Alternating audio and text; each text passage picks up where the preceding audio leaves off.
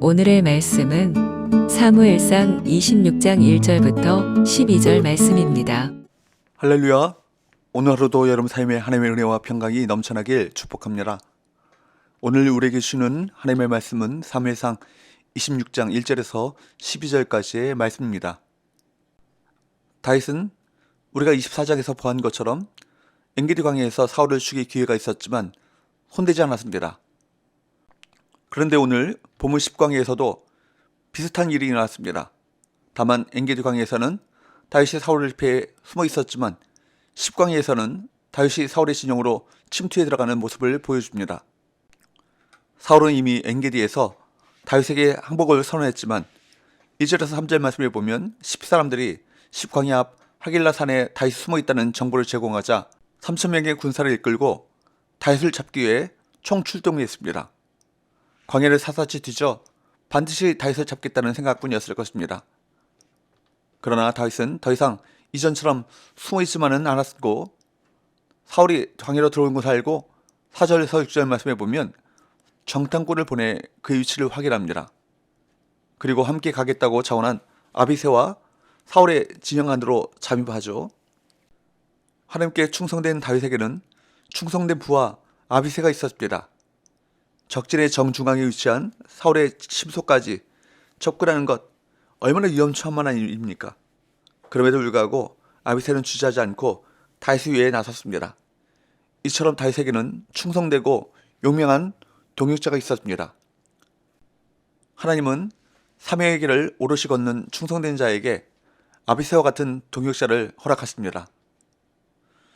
그 당시 다윗의 군사는 600명 정도였습니다. 3,000명이나 되는 사울의 군대에 비해서 규모가 작습니다. 그러나 사울은 다윗의 군대를 얕보아 보초도 제대로 세우지 않은 채 잠들었습니다.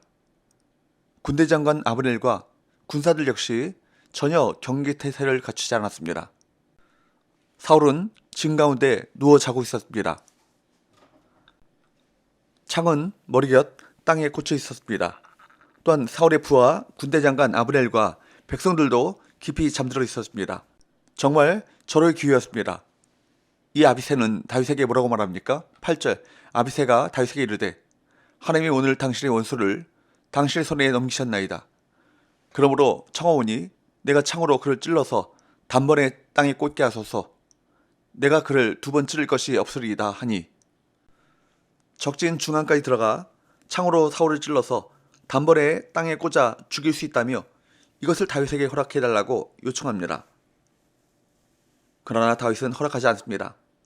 얼핏 보면 다윗은 자신을 죽이려고 혈안이 되어 있는 사울을 죽일 절호의 기회를 놓친 것처럼 보입니다.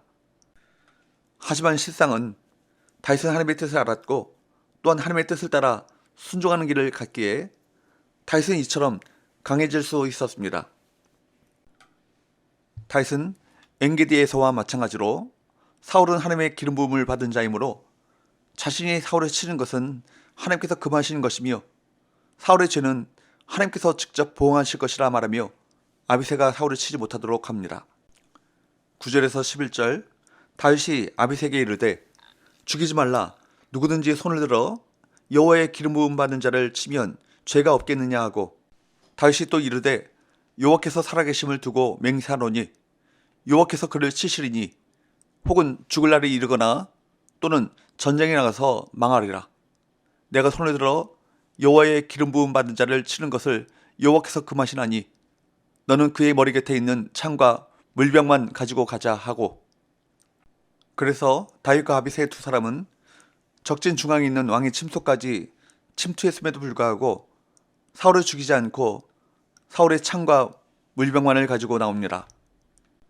다윗이 사울 머리 곁에 있는 창과 물병만 가지고 간 것은 자신이 그를 죽일 의도가 없음을 알기 위해서입니다.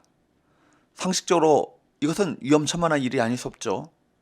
그러나 다윗은 하나님이 자신을 지켜주실 것을 믿었고 실제로 하나님께서는 사울의 군사들을 모두 깊은 잠에 들게 하셨습니다. 12절 다윗이 사울의 머리 곁에서 창과 물병을 가지고 떠나가되 아무도 보거나 눈치채지 못하고 깨어있는 사람도 없었으니 이는 여호와께서 그들을 깊이 잠들게 하셨으므로 그들이 다 잠들어 있었기 때문이었더라. 사무엘서 말씀은 전시 상황에 다윗이 이렇게 적의 심장부에 쉽게 적분할 수 있었던 것은 다윗의 전략이 뛰어나다거나 다윗의 침투력이 좋아서가 아니라 여호와께서 개입하셔서 사울 진영의 군사들을 모두 깊이 잠들게 하셨기 때문이라고 직접 알려주고 있습니다.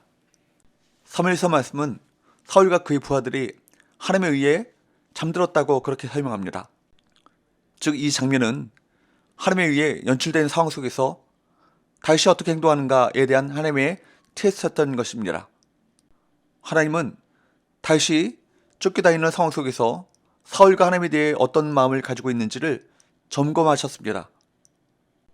상황에 따라 마음이 움직였던 사울은 자신에게 유리한 쪽으로 해석하고 정당화하며 결국 어느 순간 스스로 왕노릇했습니다.